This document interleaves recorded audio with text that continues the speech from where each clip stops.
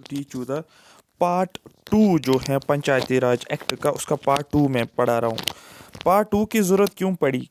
Part two की ज़रूरत इसलिए पड़ी क्योंकि जब मैं सिलेबस देख रहा हूँ आपका VLW का, यहाँ पर मुझे एक लाइन देखने को मिल रही है जो मुझे कंफ्यूज कर रहा था।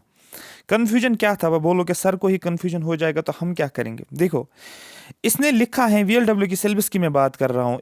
ये देखो, ये आपका सिलेबस दिया हुआ है और आप देखो यहाँ पर अगर आप देखोगे, ध्यान से आप देखोगे, ये दिया है general awareness special reference to Jammu and Kashmir UT. लेकिन जब यहाँ पर मैं चलता हूँ, यहाँ पर मैं देखता हूँ जम्मू एंड कश्मीर यूटी के हिसाब से हमें ये चीज़ें पढ़नी है जो इसने मेंशन किया हुआ है, ये हमें कवर करना है।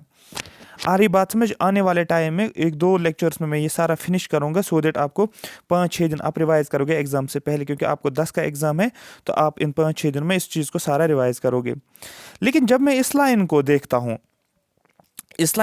हूं और यहाँ पर आपको सेंट्रली स्पॉन्सर्ड स्कीम्स मनरेगा ये दिया है। अब आप बोलोगे सर ये 3 स्कीम्स दिए, इन 3 में ही क्वेश्चंस पूछे जाएंगे। नहीं, इन 3 में ही क्वेश्चंस नहीं पूछे जाएंगे, इन 3 में से क्वेश्चंस पूछे जाएंगे। ये आपको आइडिया दिया गया है ब्रैकेट में कि सेंट्रली स्पॉन्सर्ड स्कीम्स, ये वाली स्कीम, ये वाली स्कीम और ये वाली स्कीम, मतलब इसने एक आपको आइडिया दिया है कि सेंट्रली स्पॉन्सर्ड स्कीम्स कौन कौन सी होती है, इसलिए ब्रैकेट में मेंशन किया है। सिर्फ इन्हीं 3 से नहीं पूछा जाएगा।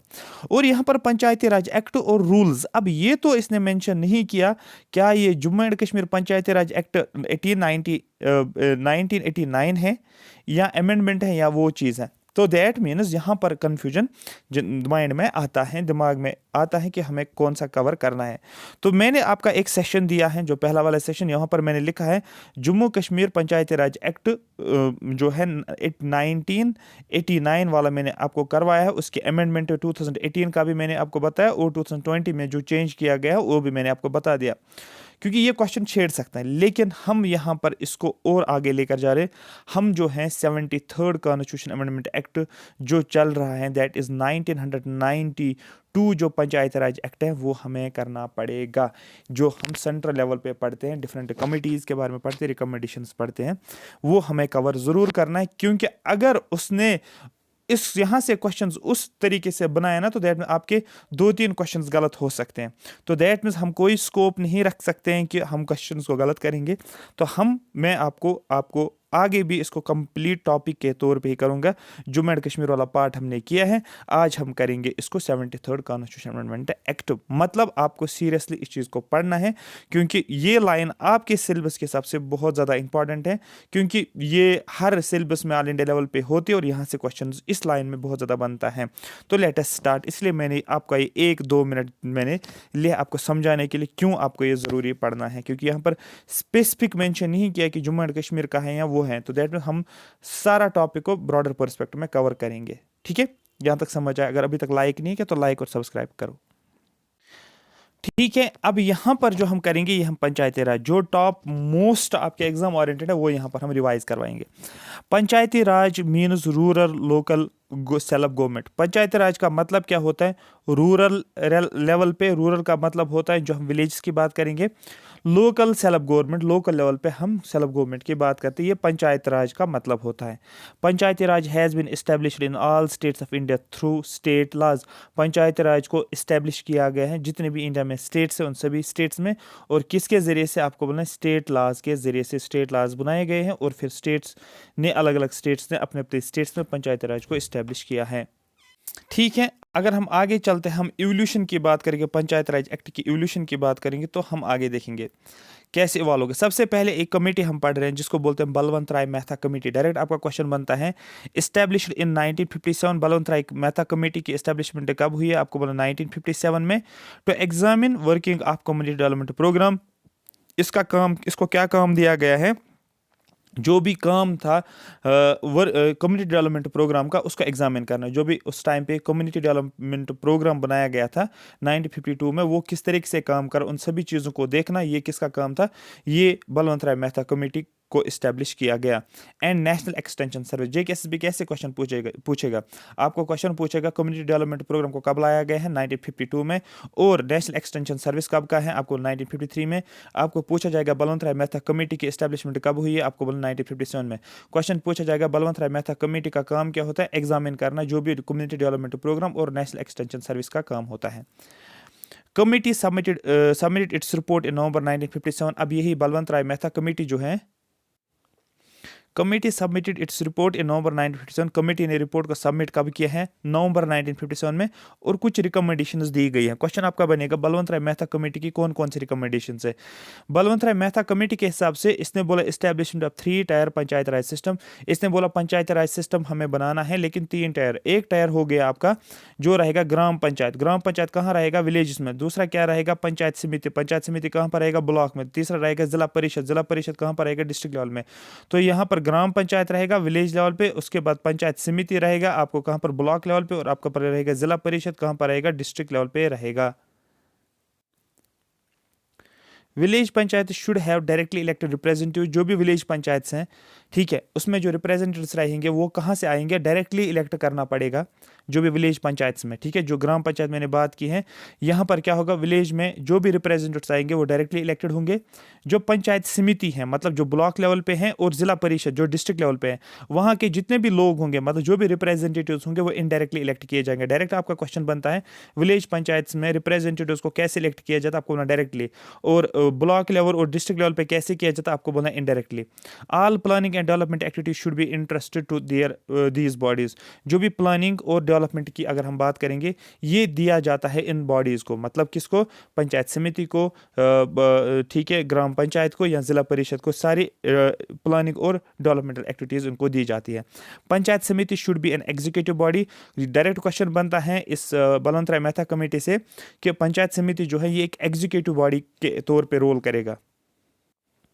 और Zila Parishad should B advisory. तो याद रखना, पंचायत समिति जो होगी ये रहेगा एग्जीक्यूटिव बॉडी, जिला परिषद जो रहेगा ये रहेगा एडवाइजरी बॉडी, ठीक है। Advisory, coordinating and supervisory body कौन? जिला परिषद, जो कि डिस्ट्रिक्ट लेवल पे हमारे पास है। अब यहाँ पर एक और डायरेक्ट आपको क्वेश्चन बन सकता है, district collector should be the chairman of Zila परिषद। जो जिला परिषद है, दैट इज डिस्ट्रिक्ट लेवल की अगर हम बात करेंगे, तो वहाँ का जो चेयरमैन कौन होगा?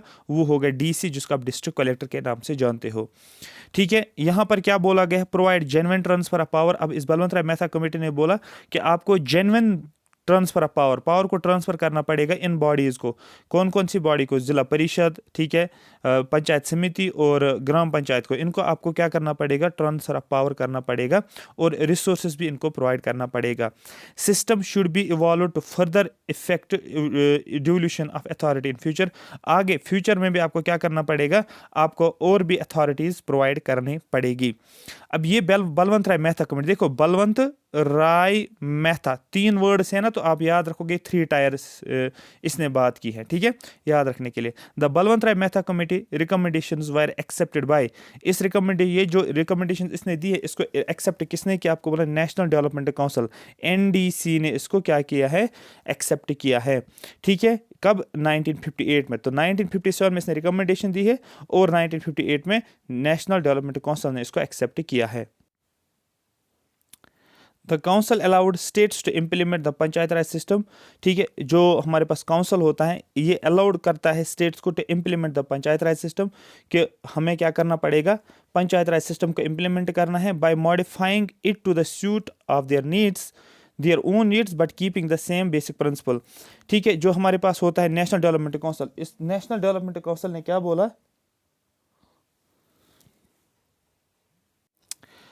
ठीक है, जो हमारे पास नेशनल डेवलपमेंट काउंसिल है ये बोल रहा है कि अलाउड स्टेट्स, इसने स्टेट्स को अलाउ किया है कि पंचायत राज सिस्टम को इम्प्लीमेंट करना है, लेकिन आप मॉडिफाई कर सकते हो अपने तरीके से, इसको मॉडिफाई कर सकते हो, लेकिन बेसिक प्रिंसिपल जो रहेगा, बेसिक प्रिंसिपल क्या है? डेवलपमेंट करने हमें कहाँ पर? ग्रास रूट लेवल पे, वहाँ पर हमें इस चीज़ को बताया गया है,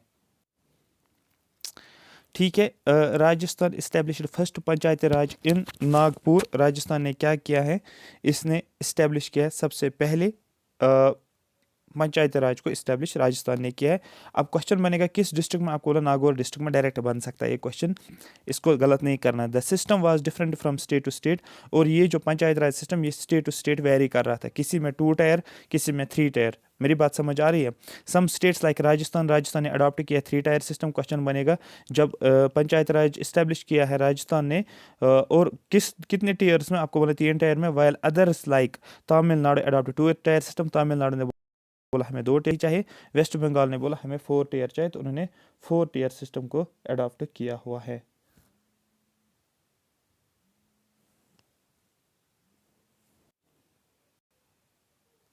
सम स्टेट्स आल्सो इस्टेब्लिश न्याय पंचायत, कुछ स्टेट्स ने न्याय पंचायत को भी इस्टेब्लिश किया है। ठीक है, तो ये बलवंत राय मेहता कमेटी ने जब रिकमेंडेशंस दी, फिर स्टेट्स ने अपने अपने हिसाब को इस्टेब्लिश किया हुआ है।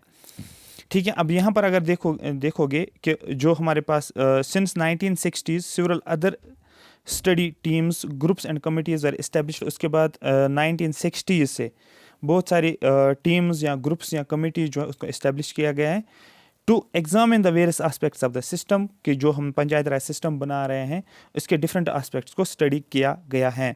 ठीक है, और भी कुछ ऐसे एरियाज थे जिनको इम्प्रूवमेंट किया गया है, कब से 1960s के बाद। ये था हमारे पास जो भी रिकमेंडेशंस दी थी बलवंत राय मेहता कमेटी के, मैंने ऑलरेडी हाईलाइट किया कैसे इस पे क्वेश्चंस आपको बन सकते हैं, सारे पॉइंट्स मैंने यहाँ पर इंक्लूड किया है।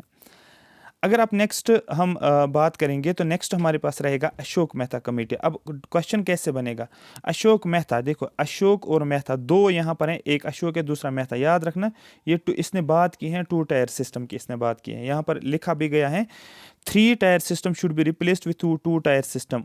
ठीक है, जो बलवंत राय मेहता कमेटी ने क्या बोला था 3 टायर सिस्टम, इसने बोला नहीं, इस 3 टायर को आप रिप्लेस करो किससे, 2 टायर सिस्टम से।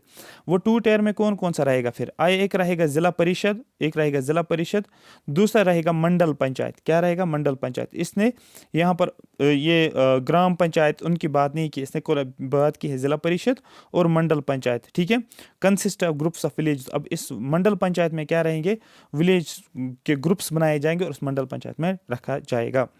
अब यहाँ पर ये अशोक मेहता कमेटी की अगर हम बात करेंगे, इसको कब बनाया गया, 1977 की अगर हम बात करेंगे। जनता गवर्नमेंट अपॉइंटेड द कमेटी, इस कमेटी को अपॉइंट किसने किया है, जनता गवर्नमेंट ने, विच सबमिटेड इट्स रिपोर्ट ऑन पंचायती राज इन अगस्त। इसने रिपोर्ट जो है सबमिट किया है अगस्त में 1978 में। डायरेक्ट आपका क्वेश्चन बनता है, जो जनता गवर्नमेंट जो है इसने कमेटी बिठाई है जिसको नाम दिया गया अशोक मेहता कमेटी, और इस अशोक मेहता कमेटी ने रिपोर्ट जो है सबमिट किया है 1978 में। कमेटी बनाई गई 1977 में, रिपोर्ट सबमिट किया 1 साल के बाद। कुछ बातें इसने बताई, अब इन्हीं बातों को हमें समझना है। सबसे पहले तो इसने यही बोला 2 टायर सिस्टम रखो, एक रखो जिला परिषद और उसके बाद रखो मंडल पंचायत। क्वेश्चन आपका बनेगा मंडल पंचायत एज पर Ashok Mehta committee consist of, आपको बोला groups of village. Zila Parishad should be the executive body in charge of planning. यहाँ पर जिला परिषद को क्या रखा गया है, एग्जीक्यूटिव बॉडी। अगर आप ऊपर आ जाओ, यहाँ पर आप देखोगे बलवंत राय मेहता कमेटी में, या यहाँ पर अगर आप देखोगे, एक सेकंड रुको मैं आपको दिखाऊंगा।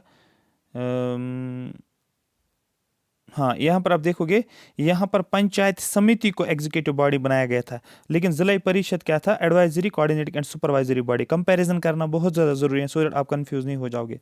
लेकिन यहाँ पर इसने बोला कि हमें जिला परिषद को एग्जीक्यूटिव बॉडी रखनी है जो कि प्लानिंग का इंचार्ज रहेगा। पंचायती राज institution should have compulsory power of taxation.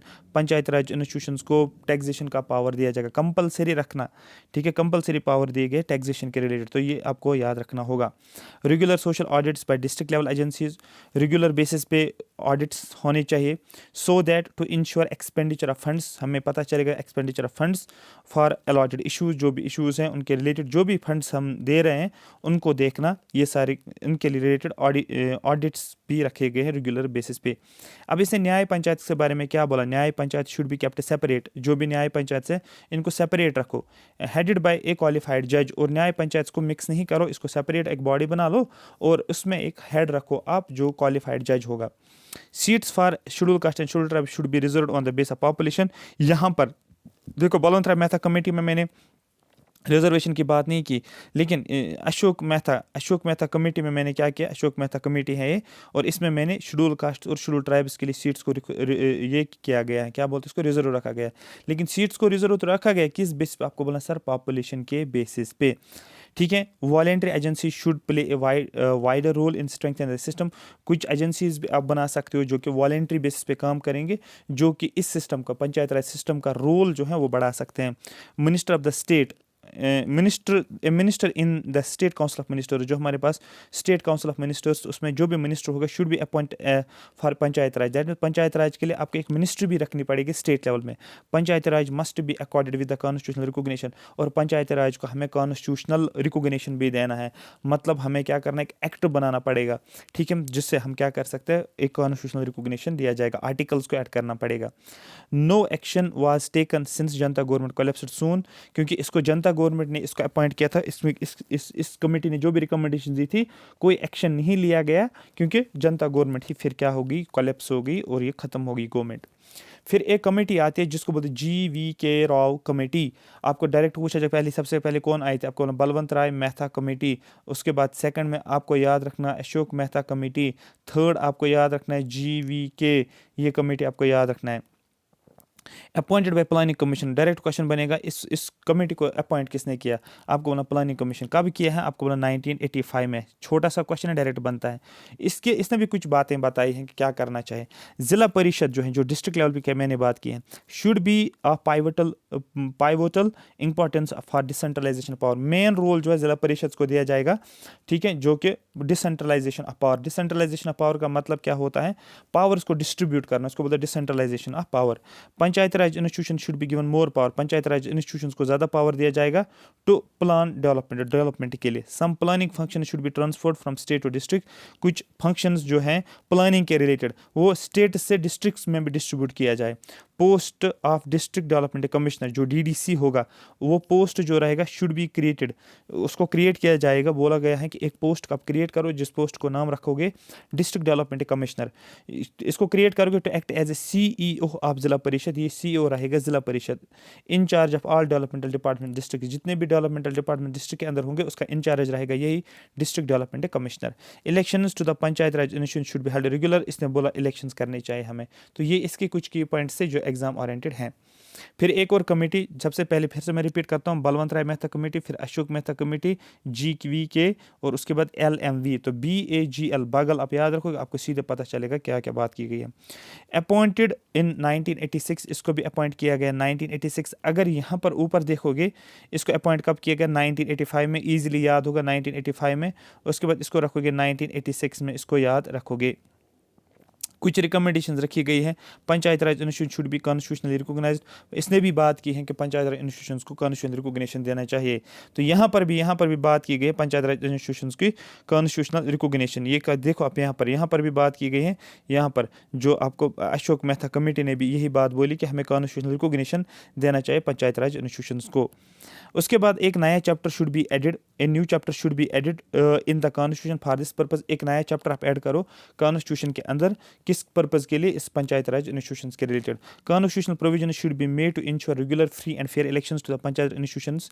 Constitutional provision जो आप बनाओगे उन प्रोविजंस में ये आपको मेंशन करना है, एक रेगुलर तरीके से फ्री एंड फेयर इलेक्शंस हो जाए पंचायत राज की बॉडीज के related. Village should be recognised, villages को हमें रिकॉग्नाइज करना पड़ेगा to make gram panchayat more viable, हमें विलेजेस को रिकॉग्निशन देनी पड़ेगी, ठीक है।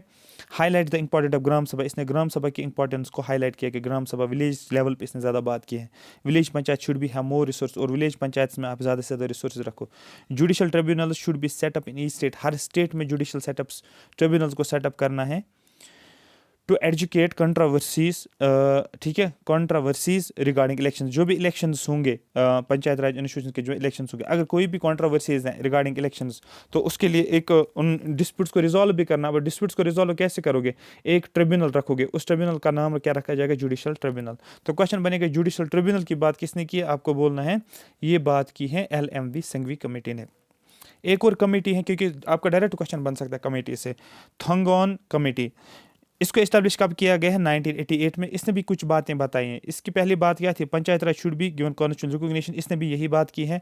लेकिन यहाँ पर इसने 3 टायर की बात की गई है, ये इंपॉर्टेंट है। यहाँ पर है 3 टायर सिस्टम आपको रखना है, विलेज लेवल पे, ब्लॉक लेवल पे और डिस्ट्रिक्ट लेवल पे, ठीक है। इसने जिला परिषद को मेन रोल दिया है, पंचायत राज इंस्टीट्यूशन शुड है, और इसने बोला कि टर्म आप रखोगे, टाइम पीरियड 5 साल के लिए पंचायत राज इंस्टीट्यूशन का फिक्स करोगे, ठीक है। Planning and coordination committee with ministers as head and Zila Parishad president as a member should be set up. Planning and coordination committee हमें बनाना पड़ेगा, एक कमेटी जिसको बोलते हैं प्लानिंग एंड कोऑर्डिनेशन कमेटी, जिसका हेड हम मिनिस्टर रखेंगे, जो भी मिनिस्टर होगा पंचायत राज का मिनिस्टर होगा वो उसका हेड रहेगा। And Zila Parishad presidents as member should be set up, और जिला परिषद के प्रेसिडेंट्स हमें बनाने पड़ेंगे। इसने क्या बोला, detailed list of subjects for panchayat Raj institutions, जैसे आपको पता है हम बनाते सेंट्रल लिस्ट, स्टेट लिस्ट बनाते हैं और इसमें सब्जेक्ट्स होते हैं और इसमें सब्जेक्ट्स होते हैं। अब स्टेट लिस्ट में कुछ ऐसे भी सब्जेक्ट्स होंगे जिनको हमें किस में डालना पड़ेगा, पंचायत राज के डालना पड़ेगा। यही बोला इसने, detailed list of subjects for panchayat Raj institution should B incorporate in the constitution के अंदर कि कौन कौन से लिस्ट्स जो है, कौन कौन से सब्जेक्ट्स पंचायत राज इंस्टीट्यूशन में रहेगा। Reservation of all 3 tyre should be based on population, ठीक है, रिजर्वेशन आपको रखना पड़ेगा जो भी आपको विलेज लेवल पे, ब्लॉक लेवल पे या डिस्ट्रिक्ट लेवल पे जितनी भी आप रिप्रेजेंटेटिव्स लेकर आते हो, हर लेवल पे हमें क्या रखना पड़ेगा, रिजर्वेशन रखनी पड़ेगी। एससीज जो भी रिजर्वेशन आप रखते हो, लेकिन पॉपुलेशन के बेसिस पे reservation should be also be provided for womens की रिजर्वेशन भी हमें रखनी पड़ेगी। A state finance commission should be set up, इसने बोला स्टेट फाइनेंस कमीशन भी रखो। क्यों रखना है? फॉर डेवोल्यूशन ऑफ फाइनेंस, क्योंकि जो भी फाइनेंस को डेवोल्यूशन करना है, ठीक है, जो भी आपको फाइनेंसेस देने पड़ेंगे पंचायत को, ठीक है, वो आप कर सकते हो। District collector should be the CEO of Zila परिषद, इसने बोला कि डिस्ट्रिक्ट कलेक्टर को जिला परिषद का सीईओ बनाया जाएगा। एक और कमेटी है जिसको बोलते हैं गडगिल कमेटी। ये गडगिल कमेटी जो है इसको इस्टेब्लिश किया है 1988 में। इसने भी कुछ बातें बताई। अब कौन कौन सी बात है वो यहाँ पर हम देखेंगे, ठीक है। Constitutional states on panchayat Raj institutions, इसने बोला कॉन्स्टिट्यूशनल स्टेटस देना पड़ेगा। इसने भी 3 टायर सिस्टम की बात की। अभी तक अगर आप देखोगे जो हमारे पास अशोक मेहता कमेटी जो है अशोक मेहता कमेटी, इसने 2 टायर की बात की, बाकी तो ऑलमोस्ट सभी 3 टायर ही बात कर रहे हैं। फिक्स टर्म, इसने बोला 5 साल का टाइम पीरियड रखो। Members at all level should be directly elected, वो ब्लॉक लेवल पे हो, वो डिस्ट्रिक्ट लेवल, वो विलेज लेवल पे, ब्लॉक लेवल पे, डिस्ट्रिक्ट लेवल पे, सभी को आप डायरेक्टली इलेक्ट करो। वुमेन्स के लिए रिजर्वेशन रखो, एसटीज के लिए एसटीज के लिए रख सकते हो। List of subject should be specified in the constitution में लिस्ट कौन कौन से सब्जेक्ट्स के ऊपर पंचायत राज के अंदर रहेगा, उनको हमें क्या करना पड़ेगा, स्पेसिफाई करना पड़ेगा। पंचायत राज इंस्टीट्यूशंस को पावर दिया जाए कि वो टैक्स को लेवे कर सकते हैं, कलेक्ट कर सकते हैं और अप्रोप्रिएट कर सकते हैं।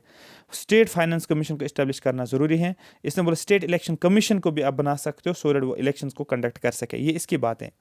द एबो recommendations became the basis for drafting a constitution amendment, जो ऊपर वाली रिकमेंडेशन जितनी भी थी ये एक बेस बन गया किसके रिलेटेड, कि कॉन्स्टिट्यूशन अमेंडमेंट किया गया है, जिसकी वजह से फिर पंचायत राज इंस्टीट्यूशन को क्या किया गया है, इनकॉर्पोरेट किया गया कॉन्स्टिट्यूशन के अंदर। यहाँ पर ये बात इंपॉर्टेंट है। अब यहाँ पर ये जो कीवर्ड है ये यहाँ पर कॉन्स्टिट्यूशनलाइजेशन का मतलब क्या होता है। राजीव गांधी की टाइम गवर्नमेंट थी, राजीव गांधी प्राइम मिनिस्टर था, introduced 64th constitution amendment act. इसने क्या किया, इसने 64th कॉन्स्टिट्यूशन अमेंडमेंट एक्ट 1989 किया। Lok Sabha passed the bill, Lok Sabha ने बिल पास किए लेकिन राज्यसभा ने रिजेक्ट किए। फिर एक और गवर्नमेंट आती है, वीपी सिंह की गवर्नमेंट 1990 में आती है। ए 2-day conference of state chief ministers were held, एक 2 दिन का कॉन्फ्रेंस रखा गया है और उसमें से जितने भी स्टेट्स के चीफ मिनिस्टर्स हैं उनको बुलाया गया उस कॉन्फ्रेंस के अंदर और डिस्कस किया गया इश्यूज़ को, कैसे हम पंचायत राज इंस्टीट्यूशंस को स्ट्रॉन्ग कर सकें। The conference approved the proposal for fresh introduction of constitutional amendments. इस कॉन्फ्रेंस ने अप्रूव दिया कि हमें फ्रेश इंट्रोड्यूस करना पड़ेगा, अमेंडमेंट हमें करना पड़ेगा related to panchayat Raj institutions के। The fall of the government result in the lapse of the bill, लेकिन ये गवर्नमेंट वीपी सिंह की गवर्नमेंट जब गिर गई है तो ऑटोमेटिकली जो बिल थी वो लैप्स हो गई है। फिर नरसिम्हन गवर्नमेंट आती है, नरसिम्हा राव गवर्नमेंट, री इंट्रोड्यूस्ड कॉन्स्टिट्यूशन अमेंडमेंट बिल, इसने फिर से री इंट्रोड्यूस की constitution amendment bill after deleting controversial aspects of the bill.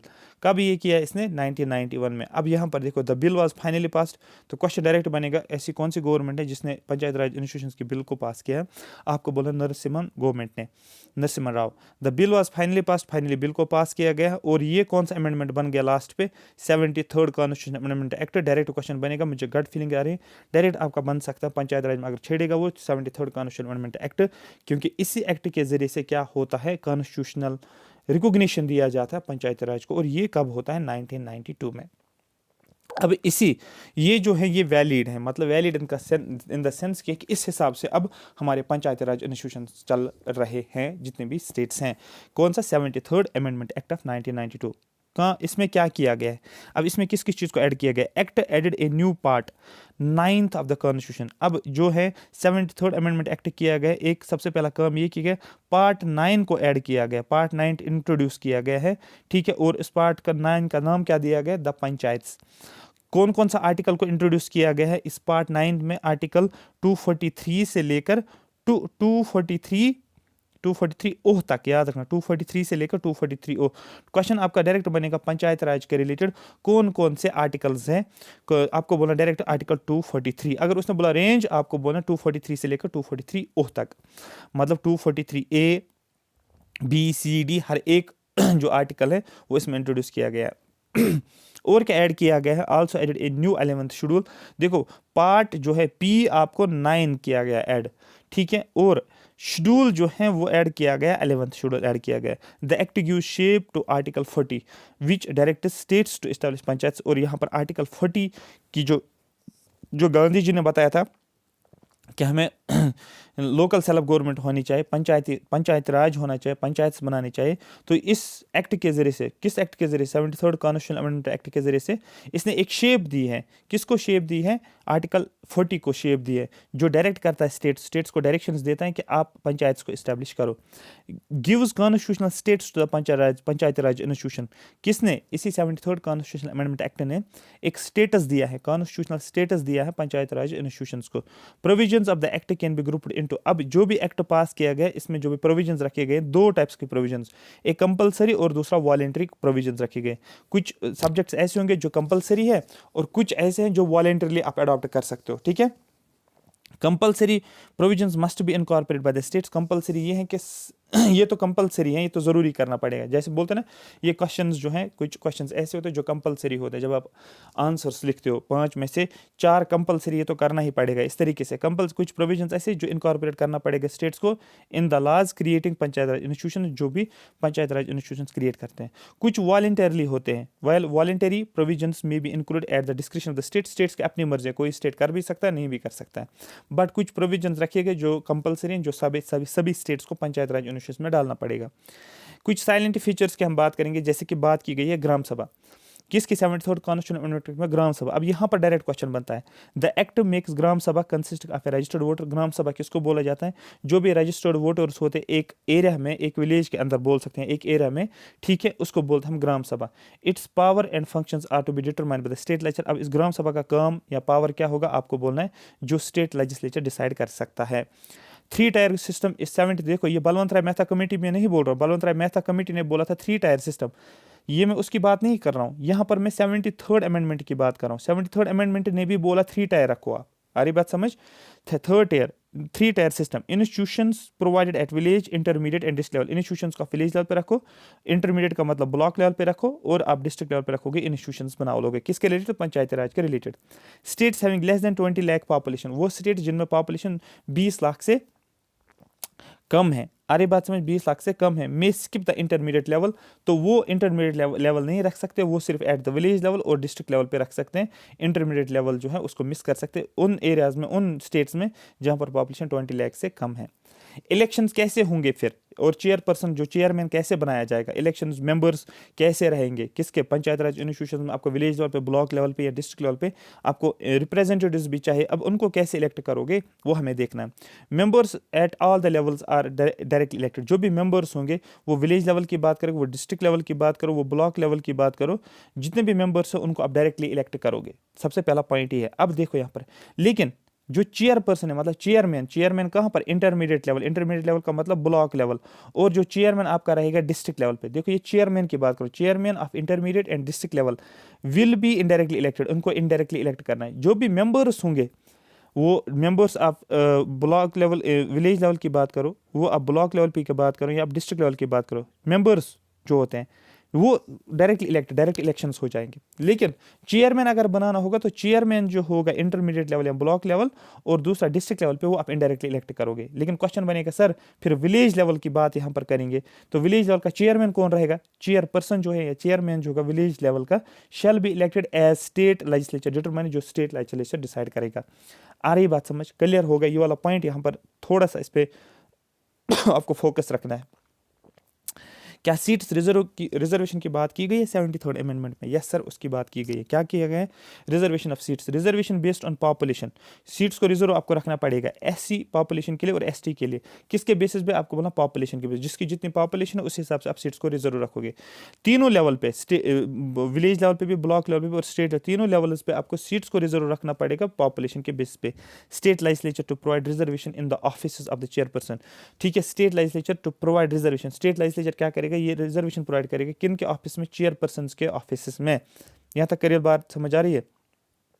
ठीक है। लेकिन यहाँ पर ये इंपॉर्टेंट है, 1/3 seats reserved in all categories for women. जितनी भी जो भी वुमेन्स की कैटेगरी आपको रहेगी, वुमेन्स के लिए हर लेवल पे आपको 1/3 सीट्स को रिजर्व रखना पड़ेगा। फॉर विलेज लेवल में अगर आपको 100 सीट्स हैं, 100 सीट्स में से 33 वुमेन्स के लिए रहेगा। ब्लॉक लेवल में अगर आपको 200 सीट्स हैं, 200 में से 66 सीट्स रहेंगे किसके लिए, वुमेन्स के लिए। और डिस्ट्रिक्ट लेवल पे अगर सपोज आपको 300 सीट्स हैं तो आपको क्या रहेगा, 3 3 ज़ार 9, 399 सीट्स आपको रहेंगे विलेज डिस्ट्रिक्ट लेवल पे। तो दैट मीन्स हर लेवल पे आपको वुमेन्स के लिए 1/3 सीट्स रखनी पड़ेगी रिजर्वेशन। तो 1/3 seats reserve in all categories, ठीक है, जितनी भी कैटेगरीज हैं वो आप बोल सकते हैं। एसटीज हो वो आप एससीज बोल सकते हो वुमेन्स के लिए। Further 1/3 of the chairperson offices. तो ये तो हो गया वुमेन्स के लिए आपको रिजर्वेशन रखी जाती हैं। लेकिन अब आपको क्या करना पड़ेगा, जो चेयरमैन का ऑफिस जो होगा, जो चेयरमैन की सीट जो होगी उसके लिए भी रिजर्वेशन रखनी है। एक तो आप तो मेंबर्स के हिसाब से रिजर्वेशन रखोगे वुमेन्स के लिए, एससी वुमेन हो, एसटी वुमेन हो, लेकिन आपको चेयर पर्सन की सीट जो होगी या चेयरमैन की सीट जो होगी वहाँ पर भी वुमेन्स की आपको रिजर्वेशन रखनी पड़ेगी हर लेवल पे, तीनों के 3 लेवल पे। कितने टाइम तक पंचायती राज आप रखोगे, fixed term for 5 years for all levels. जब आप पंचायती राज विलेज लेवल पे रखोगे, ब्लॉक लेवल पे रखो या डिस्ट्रिक्ट लेवल पे, 5 साल के लिए आपको रखना पड़ेगा। And elections must be conducted before term of completion. For example आज फॉर एग्जांपल 2023 है और 2023 प्लस करोगे 5 2028 तक, 2028 में खत्म हो जाएगा इसका टाइम, किसका, जो आपने पंचायत राज इंस्टीट्यूशन बुलाए विलेज लेवल पे, ब्लॉक लेवल में, डिस्ट्रिक्ट लेवल पे। लेकिन अब आपको पता है 2028 में खत्म हो जाएगा, लेकिन आपको क्या करना पड़ेगा, आपको 6 महीने पहले मतलब यहाँ पर 2028 खत्म हो रहा है, लेकिन उससे 6 महीने पहले आपको क्या करना पड़ेगा, इलेक्शंस करने पड़ेंगे जो आगे 5 साल आने वाले होंगे। अरे बात समझ, जैसे कि मैं आपको एग्जांपल देता हूं, अभी सपोज 1 दिसंबर आप करोगे, यहाँ पर 2023 है, ठीक है। अब यहाँ पर देखोगे 1 दिसंबर कहाँ पर 2028, तो यहाँ तक इनका टाइम पीरियड रहा जो भी आप बना रहे हो पंचायती राज को। लेकिन अब आपको पता है 2028 में खत्म, 1 दिसंबर 2028 में खत्म होगा, तो 6 महीने आप जो गैप रहेगा ना 1 दिसंबर, दैट मीन आप किसकी बात करोगे, एक तो आएगा 1 नवंबर और एक आएगा हमारे पास नवंबर से पहले क्या था 1 अक्टूबर, फिर क्या आएगा 1 सितंबर, फिर क्या आएगा 1 अगस्त, और फिर क्या आएगा 1 जुलाई, ठीक है। तो ये हो गया एक मंथ, दूसरा मंथ, तीसरा मंथ, चौथा मंथ, पांचवा मंथ, छठा मंथ।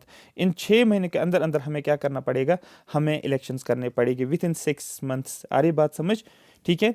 तो ये लिखा गया है एंड ये हो गया, ठीक है। Before the completion of term complete करने से पहले, कैन बी डिजॉल्व अर्लियर, इसको आप पहले भी डिजॉल्व कर सकते हो, but fresh election will be conducted. 6 months के अंदर अंदर आपको नया इलेक्शन करना पड़ेगा। New panchayat constitution after dissolution will continue only for a remainder of.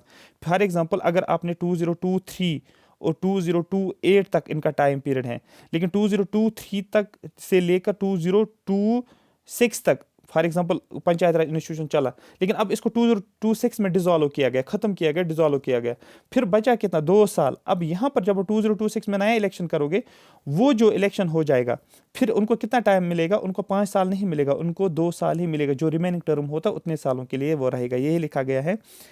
Can be dissolve earlier, इसको आप पहले 5 साल से पहले भी डिजॉल्व कर सकते हो। फ्रेश इलेक्शंस अगर करने हैं 6 मंथ्स के अंदर अंदर करना है। New panchayat institution constituted after dissolution, जब आप डिजॉल्व करते हो टाइम पीरियड से पहले आप डिजॉल्व करते हो, तो नया जो बनेगा, नया पंचायत जो बनेगा वो रिमेनिंग टाइम तक रहेगा, ठीक है, रिमाइंडर ऑफ द 5 ईयर, ना कि नए 5 साल के लिए रहेगा। हाँ, अगर फॉर एग्जाम्पल 2023 से लेकर 2028 तक रहा और फिर इसको ये तो ऑटोमेटिकली इसका तो ऑटोमेटिकली ये डिजॉल्व हो जाएगा, मतलब इसका टर्म खत्म हो जाएगा, तो फिर नया जो बनेगा वो 5 साल के लिए बनेगा। लेकिन अगर बीच में ही इसको टर्म से पहले डिजॉल्व किया गया तो फिर रिमाइंडर के लिए ये इसको रखा जाता है। डिस्क्वालिफिकेशन, कैसे आप मेंबर्स को डिस्क्वालीफाई कर सकते हो। फॉर एग्जाम्पल आप में से कोई पंचायत का मेंबर बना, ठीक है, अब आपको डिस्क्वालीफाई की बात करेंगे, आपको डिस्क्वालीफाई भी कर सकते हैं। कैसे कर सकते हैं, can be disqualified under any law made for the elections to the legislature of the state under any state law. Minimum age 21, minimum age आपके पास यहाँ पर बस इतना आपको याद रखना है, मिनिमम एज आपके पास 21 होनी चाहिए। अगर 21 से कम होगी तो आपको डिस्क्वालीफाई कर सकते हैं। तो ये आपको डिस्क्वालिफिकेशन का याद रखना है, और लॉ बनाया जाता है रिलेटेड टू डिस्क्वालिफिकेशन। उसके बाद state election commission, state election commission क्या करेगा, आपको बोलना स्टेट इलेक्शन कमीशन करेगा elections to be conducted by the state election commission. जो भी पंचायती राज के इलेक्शंस होंगे वो कौन कंडक्ट करेगा, याद रखना, सेंट्रल इलेक्शन कमीशन नहीं, स्टेट इलेक्शन कमीशन जो है वो क्या करेगा, वो इलेक्शंस कंडक्ट करेगा। किसके, panchayati raj elections, consisting of commissioner appointed by the governor. उसमें कौन रहेगा, स्टेट इलेक्शन कमीशन में इसमें इलेक्शन कमिश्नर रहेगा और उस इलेक्शन कमिश्नर को अपॉइंट कौन करेगा? Governor. Commissioner can be removed in the same way as high court जज। जो कमिश्नर होता है इलेक्शन कमीशन का उसको आप रिमूव भी कर सकते हो, जैसे हाई कोर्ट जज को रिमूव करते हैं, ठीक है। तो यहाँ पर ये आपको पता होना चाहिए। पावर्स एंड फंक्शंस की अगर हम बात करेंगे, state legislature determines the powers and the functions. जो पंचायती राज की अगर हम बात करेंगे, इनके पावर्स और फंक्शंस की अगर हम बात करेंगे, वो कौन डिसाइड करता है? वो स्टेट लेजिस्लेचर जो है वो डिसाइड करता है कि क्या क्या पावर्स क्या क्या फंक्शंस रहेंगे किसके? पंचायत राज इंस्टीट्यूशंस के, पंचायत से ऑल लेवल्स। अब इसी पंचायत राज में क्या इंक्लूड किया गया है 73rd कॉन्स्टिट्यूशन एक्ट में? पंचायत के लिए 29 मैटर्स और 11 शेड्यूल्स की हम यहाँ पर बात करेंगे, ठीक है। 11th शेड्यूल में आपको पता है 11th शेड्यूल और 29 सब्जेक्ट मैटर दिया गया है इसको। फाइनेंस की बात करें, पैसा कहाँ से आएगा इन पंचायत को? स्टेट लेजिस्लेचर में authorise panchayat to levy tax. State legislature authority देता है पंचायत को कि आप टैक्स लेवी कर सकते हो, कलेक्ट भी कर सकते हो, अप्रोप्रिएट कर सकते हो, असाइन कर सकते हो, रेवेन्यू कलेक्ट कर सकते हो स्टेट्स, ठीक है। ग्रांट्स एंड एड आपको दिया जाएगा, assign a fund for credit expenses to the panchayat. ये सारी चीज़ें फाइनेंस के तौर पर रहेगा। बिल्कुल बेसिक पॉइंट्स आपको याद होने चाहिए। फाइनेंस कमीशन की अगर बात करेंगे, government after every 5 years will constitute a finance commission. हर 5 साल के बाद गवर्नमेंट क्या करेगा? वो फाइनेंस कमीशन को अपॉइंट करेगा, कॉन्स्टिट्यूट करेगा। क्यों करेगा? To recommend the distribution of revenue. इसलिए सो दैट ये रिकमेंडेशन दे देगा, ये कुछ बातें बताएगा कि रेवेन्यू को कैसे डिस्ट्रीब्यूट किया जाएगा, किन को? पंचायत में। डिटर्मिनेशन ऑफ टैक्स को कैसे कलेक्ट करेंगे डिटरमाइन किया जाएगा। ग्रांट्स इन एड, पंचायत को कितना ग्रांट्स इन एड दिया जाएगा, वो कौन देता है? वो सेंटर भी देता है, वो स्टेट्स भी देते हैं, ग्रांट्स दिया जाता है, ठीक है। ये सारी चीज़ें इसमें बताई गई हैं। ऑडिट ऑफ अकाउंट्स को ऑडिट भी करना है, ऑडिटिंग भी बहुत ज़रूरी होती है। State legislature can make provisions regarding audit. State legislature क्या कर सकते हैं? ये प्रोविजंस बना सकते हैं कि जो है हमारे पास अकाउंट्स को ऑडिट करना है। एप्लीकेशन टू यूटी, प्रेसिडेंट में डायरेक्ट सो विथ मॉडिफिकेशन। तो अब अगर हम पंचायत राज की बात करेंगे रिलेटेड टू यूटीज़, वो प्रेसिडेंट जो है वो डायरेक्ट कर सकता है। लेकिन यहाँ पर आपका डायरेक्ट क्वेश्चन बनता है, जहाँ जहाँ पर ज़्यादा क्वेश्चन बनेगा वहाँ पर मैं पूरा फोकस आपको दे रहा हूँ। एग्जेम्प्टेड स्टेट्स एंड एरियाज, कुछ एरियाज हैं और कुछ स्टेट्स हैं जहां पर पंचायत राज जो है एप्लीकेबल नहीं है या अप्लाई नहीं हो रहा है, ठीक है। Act does not apply to Jammu and Kashmir. आपको पता है ये जम्मू एंड कश्मीर के लिए एप्लीकेबल नहीं था, लेकिन फिर क्या किया गया है? अमेंडमेंट किया गया 202 के बाद। आपको पता है यहाँ पर जम्मू एंड कश्मीर पंचायत राज, जम्मू एंड कश्मीर पंचायत राज नहीं, मतलब यहाँ पर एप्लीकेबल फिर हो गया जम्मू एंड कश्मीर का। तो यहाँ पर एग्जाम्प्टेड स्टेट्स की अगर आप बात करोगे, नागालैंड याद रखोगे, मेघालय और मिजोरम याद रखोगे। तो NMM आप याद रखोगे, ये क्या होता है आपको बोलना है, इनके लिए एप्लीकेबल नहीं। डायरेक्ट क्वेश्चन बन सकता है किसके लिए? नागालैंड, मेघालय और मिजोरम के लिए नहीं है। Exempted areas include schedule areas, exempted areas, schedule areas and tribal areas of states, hilly areas of Manipur which has a district council. देखो सबसे पहले ये एक्ट जो होता है ये अप्लाई नहीं होता नागालैंड, मेघालय और मिजोरम के लिए, ठीक है। नंबर पहला फर्स्ट आपको याद रखना है। दूसरा, कुछ एरियाज को एक्सक्लूड किया गया है, ठीक है। एग्जेम्प्टेड एरियाज इंक्लूड कौन कौन से एरियाज है? शेड्यूल एरियाज और ट्राइबल एरियाज होते हैं स्टेट्स के।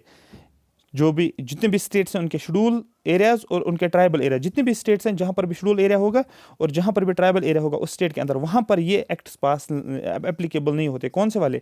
जो पंचायत राज एक्ट एप्लीकेबल है ना। नागालैंड में एप्लीकेबल होगा, नागालैंड पूरे स्टेट में, नागालैंड के पूरे स्टेट में भी एप्लीकेबल नहीं है, मेघालय में भी नहीं है और मणिपुर में भी नहीं है, इस मिजोरम में भी नहीं है। जो हिली एरियाज, मणिपुर के हिली एरियाज में एप्लीकेबल नहीं है, वहाँ पर क्या है? वहाँ पर डिस्ट्रिक्ट काउंसिल है। दार्जिलिंग इन वेस्ट बंगाल, दार्जिलिंग वेस्ट बंगाल का कौन सा एरिया? दार्जिलिंग वाला एरिया, वहाँ पर भी एप्लीकेबल नहीं है। फिर वहाँ पर क्या है? Which has Darjeeling Gorkha hill council, वहाँ पर दार्जिलिंग गोरखा हिल काउंसिल है।